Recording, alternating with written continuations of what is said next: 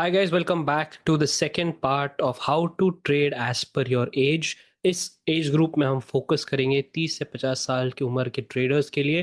पहली चीज़ आपको सीधे सीधे आपको समझा दूं कि ये सबसे डेंजरस एज है ट्रेड करने का। ये जो एज ग्रुप के लोग हैं, क्यों क्यों मैं बता रहा हूँ कि ये सबसे खतरनाक है एज ट्रेडिंग करने के लिए, क्योंकि यहाँ पे आपको जिंदगी की सारी जिम्मेदारी आपको सौंपा जाता है। जो कैपिटल होता है आपके पास, जो पैसा होता है, आपको पता है हर एक रुपया आपको बहुत कीमती है। बिकॉज आपको पता है ये पैसा जो आप ट्रेडिंग में लगा रहे हैं वो कहीं और भी इस्तेमाल हो सकता है आपके लाइफ में। आप वही ट्रेडिंग की गलतियां नहीं कर सकते जो यूथ वाले ट्रेडर्स करते हैं, जो 20 से 30 साल के ट्रेडर होते हैं, क्योंकि उनके पास समय होता है वो कैपिटल वापस लर्न करने का, अर्न करने का, गलतियों से सीखने का। पर आपके पास उतना टाइम नहीं रहता लाइफ में ये सब वापस करने का। तो आपकी ज़िंदगी कैसे होती है? Let's break down the current state of life. आपके पास बहुत सारी जिम्मेदारी होती है, चाहे आप मैरिड में हो, आपके बच्चों का, आपके माँ बाप का, ईएमआईज का, पेमेंट्स, मंथली पेमेंट्स का। तो लाइफस्टाइल आप देखें, समाज में लोग ऐसे बढ़ रहे हैं, वैसे बढ़ रहे हैं, मुझे भी ये करना है। तो आपका जो प्रेशर होता है ट्रेडिंग के अलावा लाइफ में, वो थोड़ा हाई होता है। समय आपके पास थोड़ा कम होता है पढ़ने के लिए, सीखने के लिए, कुछ नया करने के लिए। तो कैपिटल जो होता है आपके पास बहुत ही नाजुक और सेंसिटिव होता है ये। तो ये समझने के बाद आपको उम्मीद क्या है लाइफ में, आपको चाहिए क्या? बस एक स्टेबिलिटी चाहिए। आप जोश के लिए ट्रेड नहीं कर रहे, एक एक्साइटमेंट के लिए ट्रेड नहीं कर रहे, आपको बस मंथली वीकली जो भी हो, आपको पैसा थोड़ा बहुत आना चाहिए मार्केट से आपके जेब में, ये आप चाहते हैं। तो ट्रेडिंग की मैच्योरिटी लेवल क्या होती है आप में? पहली बात आपको समझा दूं कि इमोशनली रिएक्टिव बहुत हो सकते हैं आप, क्योंकि आपके जो अंदर एक भय होता है, क्योंकि आप पैसा जो लगाया है मार्केट में वो कहीं और इस्तेमाल हो सकता है। आपके बच्चों के स्कूल फीस, आपका घर का एक्सपेंसेस, इलेक्ट्रिसिटी बिल, ये वाला बिल, दूसरा बिल, या माँ बाप के लिए आपको अचानक से कहीं कुछ खरीदना पड़ा, खर्च करना पड़ा, तो वो पैसा आप ट्रेडिंग में लगा रहे हैं। तो हर बार जब आप छोटा पैसा भी जीतेंगे या हारेंगे, आपके लिए बहुत इमोशनली सेटिस्फैक्शन रहेगा, या फिर आपको बहुत ही चोट पहुंचेगा इमोशनली।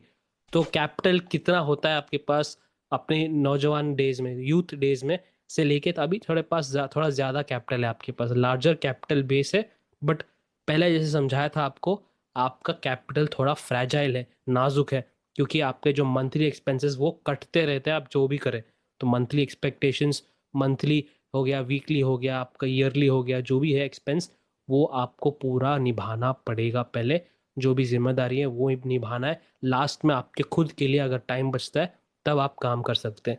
यहाँ पे ड्रॉ डाउन जो होता है वो सिर्फ एक प्रॉफिट एंड लॉस नहीं है, ये एक रियल लाइफ में आपको चोट पहुंचा सकता है, ड्रॉ डाउन्स। काफ़ी लोग यहाँ पर मैरिड फैमिली लाइफ में आ जाते हैं। यहाँ पे दिक्कत क्या होती है ट्रेडर्स को, काफ़ी सारे ट्रेडर्स को, कि यहाँ पर आपको किसी से बात करने के लिए मौका नहीं मिलता, या फिर कोई होता नहीं जो आप जाके शेयर कर सकते कि हाँ भाई, मैं आज लॉस किया हूँ, इतने लाख मैं गवा चुका हूँ ट्रेडिंग में, सीख रहा था पर हो नहीं पाया, गलती कर दी। आप ये खुले खुले आप किसी को बोल नहीं सकते। बीवी को नहीं बोल सकते आप, योर हस्बैंड, स्पाउस, पार्टनर को नहीं बोल सकते, बच्चों को नहीं बोल सकते, माँ बाप को नहीं बोल सकते, वर्क कोलीग्स को नहीं बोल सकते, दोस्तों को नहीं बोल सकते, क्योंकि सब आप पे हंसेंगे, या फिर आपको गाली देंगे, या फिर आपको जो भी होगा करेंगे। तो क्या होता है यहाँ पे, इमोशनल डिसीजन ज्यादा हो जाती है। ओवर ट्रेडिंग, चल चाहिए मुझे वो पैसा वापस, जल्दी वापस चाहिए, किसी को पता नहीं चलना चाहिए, लॉस छुपाने लगते हैं लोग। तो ये सब होता है इस उम्र के एज ग्रुप के ट्रेडर्स के बीच में। सबसे बड़ी गलतियां क्या है ये समझ लेते हैं पहले। ट्रेडिंग लाइक अब 20 ईयर्स ओल्ड ट्रेडर, तो वो आप यूथ ट्रेडर, यंग ट्रेडर जैसे ट्रेड नहीं कर सकते आप इस उम्र में। आपको फास्ट मनी माइंडसेट जो ट्रैप है, यूथ में क्या होता है, उनको एक ट्रेड से बहुत बड़ा पैसा कमाना है, 10,000 रुपए से 1 लाख जल्दी कमाना है। आपके लिए क्या होता है, आपको एक मीनिंगफुल पैसा कमाना है, जल्दी कमाना है, पर उसके पीछे एक मीनिंग होता है।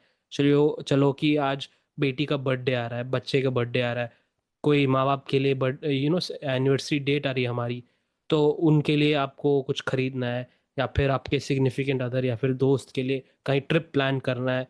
तो वो जुड़ जाता है, कोई इमोशनल रीजन जुड़ जाता है आपके लाइफ के साथ, और पीएनएल के साथ, आपका आउटकम, आपका ट्रेडिंग का टारगेट, वो सब जुड़ने लगता है। तो ये सबसे बड़ी गलती होती है आप में। नाउ, जो साइकोलॉजिकल डैमेज होता है, जिसे मैंने पहले आपको समझाया था कि यूथ लोग स्किल बिल्डिंग में आप टाइम डाल सकते हैं। पिछली वीडियो में आपको समझाया था कि यूथ के सारे ट्रेडर्स जो 20 से 30 साल होते हैं के बीच में वो स्किल बढ़ा सकते हैं, अपना टाइम है उनके पास। पर आपके पास आपको जिम्मेदारी निभानी है, वर्क देखना है, फैमिली देखना है, आपके सारे दोस्तों के साथ नेटवर्किंग करना है, जो भी रिलेशंस बढ़ाने हैं आपको, स्ट्रेस, इन सब चीज़ों का, किसी और के दिक्कतें प्रॉब्लम्स देख के, मेडिकल इश्यूज हो सकता है पेरेंट्स का, ये वो कुछ क्लैरिटी नहीं रहता लाइफ में। अभी आपको क्या करना है, उसके बीच में आप ट्रेडिंग करने की कोशिश कर रहे हैं। तो ट्रेडिंग करने के लिए डीप लर्निंग चाहिए, वो लर्निंग करने का टाइम आपके पास नहीं होता है। तो कभी कभी क्या होता है, चलो ये टाइम नहीं है तो ये स्ट्रेटजी फॉलो कर दिया, वो स्ट्रेटजी फॉलो कर दिया। तो वही जो गलतियां जो अर्ली यूथ ट्रेडर्स करते हैं, इन्वेस्टमेंट कैपिटल, मेडिकल एक्सपेंसेस, बच्चों की फीस का कैपिटल, फैमिली का सेविंग्स, सब एक साथ जोड़ देते हैं ट्रेडिंग कैपिटल के अंदर। यहाँ पर छोटा सा भी लॉस होता है तो वापस आपको मेंटल डैमेज बहुत हेवी हो जाता है। अब हम क्या करने वाले हैं, we are going to focus on आपको क्या पढ़ना है, आपको ट्रेडिंग से क्या उम्मीद होती है, वो सब हम एक बार ठीक से समझ लेते हैं। पहली चीज, आपका ऑब्जेक्टिव, आपका लक्ष्य क्या है ट्रेडिंग से। आपको बस इस ट्रेडिंग करियर में अभी के लिए बचना है गलतियों से, और थोड़ा रेगुलर पैसा आपको निकालना है मार्केट से। यहाँ पे आप वो वाली ग्रोथ नहीं देख रहे, अचानक से एक दिन में 1 लाख से 10 लाख हो गया, 10 से 50 हो गया, वैसे नहीं देख रहे आप देख रहे हैं कि मुझे रेगुलर, छोटा भी पैसा चलेगा पर रेगुलर मुझे चाहिए, मार्केट से निकालना है अपने मंथली एक्सपेंसेस, वीकली एक्सपेंसेस के लिए। नाउ पैसा कैसे आपको डिवाइड करना है वो आपको पहली चीज समझनी पड़ेगी। ये बहुत ही इंपॉर्टेंट पॉइंट है, ये एक बार नोट कर लीजिए। इमरजेंसी जो फंड होता है आपके पास, चलो कुछ हो गया लाइफ में, फैमिली में, उसके लिए जो पैसा है अलग रखना पड़ेगा। मान लीजिए सब ठीक है तो इन्वेस्टमेंट कैपिटल जो होता है वो अलग होना चाहिए।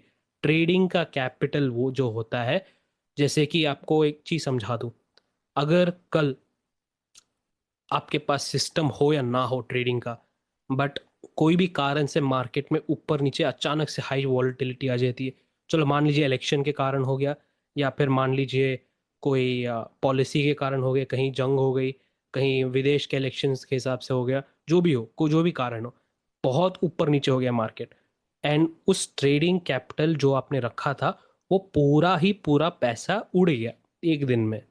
तो आपको ऐसे नहीं लगना चाहिए कि आपकी जिंदगी खत्म। आपको ये समझना चाहिए कि ट्रेडिंग कैपिटल जो होता है, अगर कल मेरा पूरा एक दिन में जीरो हो जाता है बैलेंस, मुझे कोई दिक्कत नहीं होने वाली लाइफ में, रात को जाके मैं सो सकूं।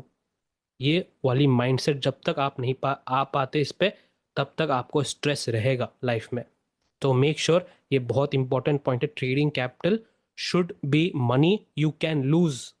नाउ आपको समझ में आ गया कि आपको करना क्या है आपकी ट्रेडिंग की जर्नी में। अब सीखना क्या है, पहली वो चीज़, स्किल्स क्या बढ़ानी चाहिए आपको। एक करेक्टिव और साइडवेज मार्केट जो होता है वो आपका सुपर पावर हो जाता है। क्यों, आपको जाके आगे जाके समझ में आ जाएगा। बट जब करेक्टिव साइडवेज मार्केट को पकड़ना या फिर समझना कि हाँ यहाँ पे मार्केट चेंज हो रहा है, वो आपको स्किल पहले बिल्ड करना पड़ेगा। उसके बाद वॉलेटिलिटी कैसे बिहेव कर दी थी, वॉलेटिलिटी एक क्रश होता है, how does that behave near कोई मार्केट का इवेंट आ गया, पॉलिसी आ गया, या फिर बजट डे आ गया, या फिर इलेक्शन आ रहा है बाजू में, वॉलेटिलिटी कैसे चेंज होता है, ऑप्शन प्राइजेस उसके हिसाब से चेंज कैसे होता है। लास्ट इंपॉर्टेंट स्किल है आपको समझना है कि कैपिटल रोटेशन का लॉजिक। अब आप क्या ढूंढ रहे हैं, आप तो एक वीकली सेटअप ढूंढ रहे हैं या फिर मंथली, क्योंकि आपको रेगुलर इनकम चाहिए। आप देखेंगे मार्केट तो एक तरफा नहीं जाता, या एक स्टाइल में तो नहीं जाता मार्केट। अब कभी कभी ऐसा होता है कि वीकली में आप सबको सेटअप मिलता है, मंथली में नहीं मिलता। आपको मंथली क्लैरिटी रहता है कभी कभी, कभी वीकली नहीं रहता। तो आपको पैसा शिफ्ट करना पड़ता है, कभी कभी वीकली नहीं मिल रहा इस बार तो मंथली वाले में फोकस कर ले, मंथली वाले में फोकस नहीं कर पा रहे इस बार तो वीकली कर लें। कभी कभी लॉजिक, ये कैपिटल रोटेशन का आपको समझना पड़ेगा, बहुत इंपॉर्टेंट है। नाउ स्किल्स आपको पता है क्या बढ़ाना है आपको, इसके बाद मार्केट स्ट्रक्चर पढ़ना क्या है आपको। फर्स्ट थिंग, एलियट वेव आपका बेस होना चाहिए प्राइस एक्शन के लिए, क्योंकि ये आपको एक कहानी बताएगा मार्केट में हो क्या रहा है, सोचना कैसा है। इसको पढ़ने के बाद हमको निकालना है रेंजेस, रेंज पे हमको फोकस करना है। चलो मान लिया आज मार्केट कोई भी लेवल पे बंद हुआ, नाउ आपका फोकस है एक हफ्ते बाद मेरा वीकली एक्सपायरी आने वाला है, तो वीकली एक्सपायरी तक अगला 200 पॉइंट ऊपर या फिर मार्केट 200 पॉइंट नीचे आज के बाद कैसे हो सकता है, उस पे आपको ध्यान देना है। तो मंथली रेंज क्या हो सकती है, क्यों हमको रेंज इंपॉर्टेंट है, आगे जाके आपको समझ में आएगा। नाउ मार्केट में कुछ डिस्ट्रीब्यूशन पैटर्न्स होते हैं, कंसोलिडेशन पैटर्न्स होते हैं, साइडवेज पैटर्न्स होते हैं। अब आपको थोड़ा बहुत समझ में आ रहा होगा क्यों मैंने पहले बार कहा था कि करेक्टिव पैटर्न्स आपको समझना पड़ेगा, क्यों मैंने कहा रेंजेस पे फोकस करने पड़ेगा। क्योंकि मार्केट जो होता है 80% ऑफ द टाइम कंसोलिडेशन में जाता है, कोई करेक्टिव पैटर्न रहता है 80% ऑफ द टाइम, और प्योर ट्रेंड जब होता है सिर्फ 20% ऑफ द टाइम चाहिए। तो इससे हमको क्या, ये प्राइस बिहेवियर जब चेंज होता है कंसोलिडेशन से ट्रेंड में, और जो कंसोलिडेट 80% ऑफ द टाइम होता है, इससे मैं क्या करूँगा। तो द ट्रूथ इज जो भी स्ट्रैटेजी आप बनाएंगे ना, तो वो आप किस चीज़ के लिए बना रहे हैं, रेगुलर इनकम के लिए। तो अगर मार्केट कंसोलिडेशन पैटर्न में रहेगा 80% ऑफ द टाइम, तो मुझे उसके हिसाब से 80% ऑफ द टाइम मुझे जीतना है, मार्केट से पैसा कमाना है, करेक्ट। तो उस पर मेरा सबसे ज़्यादा ध्यान रहेगा, इसलिए मुझे रेंजेस के पढ़ना है, इसलिए मुझे मार्केट के डिस्ट्रीब्यूशन पैटर्न्स पढ़ना है, इसलिए मुझे corrective and sideways market identify करना पड़ेगा। नाउ आपको समझ में आ गया कि स्किल्स क्या पढ़ना है, आपको मार्केट स्ट्रक्चर पे कौन से रेंजेस पे फोकस करना है, कैसे फोकस करना है, क्या पढ़ना है उसके लिए। लास्ट में आप डिस्कस कर लेते हैं कि ये सब पढ़ने के बाद मैं पैसा कैसे कमा सकता हूँ इस रेंजेस, इस नॉलेज के साथ। फर्स्ट थिंग, ऑप्शन स्ट्रैटेजी जो आपको फोकस करनी है, अच्छे से सीखनी है, वो है आयरन कॉन्डोर। आयरन कॉन्डोर एक रिस्क डिफाइंड है, वीकली एंड मंथली इनकम के लिए बहुत ही अच्छा है। जो स्किल्स आपने पहले पढ़ा था, मार्केट का साइडवेज और करेक्टिव आइडेंटिफिकेशन, रेंजेस, उसके बाद वॉलेटिलिटी, क्रश का बिहेवियर, ये सब आपको इस स्ट्रैटेजी में बहुत ज़्यादा हेल्प करेगा। ऑलराइट, नेक्स्ट, फर्स्ट प्रायोरिटी वो हो गई आयरन कॉन्डोर। दूसरी प्रायोरिटी हमारी आयरन बटरफ्लाई की, बटरफ्लाई स्ट्रैटेजी की। ये भी एक रिस्क डिफाइंड है। ये अगर आपको क्लैरिटी आ जाता है कि हाँ भाई यहाँ पे इस रेंज में एक्सपायरी होने वाला है, कंफर्म हो जाता है कि हम वीकली एक्सपायरी और मंथली एक्सपायरी चलो यहाँ पे होने वाला है, ये यूजुअली एक्सपायरी के पास होता है। तो ये वाला स्ट्रेटेजी आपको एक छोटे टाइम में बहुत ज़्यादा पैसा दे सकता है, आपका रिस्क भी लिमिट में होता है। लास्ट, जो आपको समझ में आ गया कि मार्केट कंसोलिडेशन में आपको करना क्या है, और ट्रेंड जब होता है मार्केट आपको करना क्या है। तो ट्रेंड में क्या करना है आपको, एक लास्ट प्रायोरिटी आपको अगर पकड़ना है तो पकड़ सकते हैं, वरना आप आयरन कॉन्डोर से भी, जो भी लोग एडवांस हो जाते हैं आयरन कॉन्डोर में, आपको समझ में आ जाएगा कि आपको ट्रेंड भी पकड़ सकते हैं उसमें। बट फिलहाल वो सब छोड़ के अगर सच्ची में आपको सिर्फ ट्रेंड पकड़ना है, तो डेबिट स्प्रेड आपको समझना पड़ेगा। कॉल एंड पुट का डेबिट स्प्रेड आप पढ़ लिए तो बहुत ही अच्छा रहेगा आपको, अगर ये तीनों सारे स्ट्रेटजीज आप कंबाइन कर सकते हैं। फर्स्ट प्रायोरिटी में आपका आयरन कॉन्डर हो गया, सेकंड में आयरन बटरफ्लाई, लास्ट में अगर आपको ट्रेंड फेस पकड़ना है, क्योंकि आपको पता नहीं ट्रेंड कब आएगा, आपको इतना पता है कि मार्केट 80% साइडवेज ही रहेगा, right. So you focus on that more for regular and more equal distribution of money, capital rotation and also monthly income. अब एक लास्ट वाला पॉइंट जो है, ये वापस मैं कह रहा हूँ कि टेक्स्ट बुक्स में नहीं मिलेगा, जिन जिन ट्रेडर्स ने एक्सपीरियंस किया है ट्रेडिंग करके वही आपको समझा सकते हैं ये वाला पॉइंट।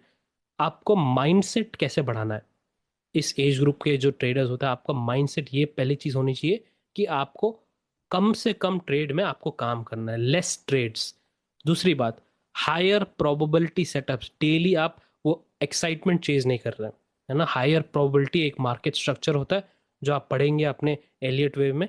दूसरी बात होता है कि आपको जो स्ट्रैटेजी बनाना है, हायर प्रोबेबिलिटी ट्रेड पे बनाना है, इसलिए मैंने आपको आयरन कॉन्डोर और आयरन बटरफ्लाई समझाया है।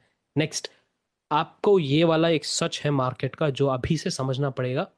मान लीजिए सबसे बोरिंग स्ट्रैटेजीज जो होती है, सबसे ज़्यादा रेगुलर इनकम यही देती है। वापस मैं कह रहा हूँ, ये वाला पॉइंट नोट कर लीजिए, सबसे बोरिंग जो स्ट्रैटेजी होता है मार्केट में, वो ही सबसे ज़्यादा रेगुलर इनकम आपको दे सकती है।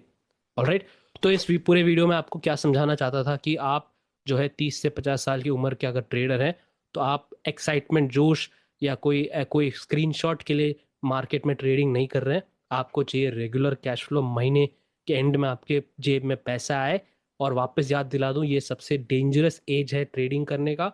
अगर आपने पुराना पार्ट नहीं देखा है, जो नौजवान लोग हैं 20 से 30 की उम्र के ट्रेडर्स की गलतियां क्या है, वो आपको वापस नहीं करना पड़ेगा। तो एक बार वो वाला पार्ट देख लीजिए वापस, और इसके बाद आप जाइए अगले पार्ट पर, जो 50 से ऊपर के उम्र के लोग होते हैं, जो ट्रेडर्स होते हैं, उनको ट्रेडिंग स्टाइल, उनका ट्रेडिंग स्टाइल कैसा होता है, उनका लाइफ कैसा हो सकता है, आपका अगला फेज वही है। तो एक बार वो भी वीडियो देख लीजिए। I'll see you in the next video, guys. Till then, take care and be safe.